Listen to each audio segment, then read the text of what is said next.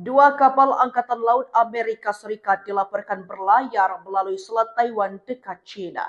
Wilayah itu merupakan area sensitif tempat ketegangan memuncak antara China dan Taiwan. Ini menjadi pertama kalinya kapal Amerika terlihat sejak Presiden Donald Trump menjabat bulan lalu. Bersamaan kejadian tersebut, Taiwan mendeteksi 62 pesawat militer China di wilayah mereka. Dua kapal Amerika yang melintas itu sepertinya memicu reaksi kemarahan dari China yang diterjemahkan menjadi suatu ancaman.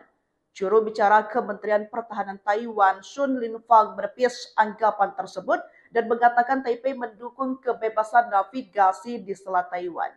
Sebelumnya, China menganggap Taiwan bagian dari negaranya. Militer Tiongkok kerap beroperasi setiap hari di selat tersebut.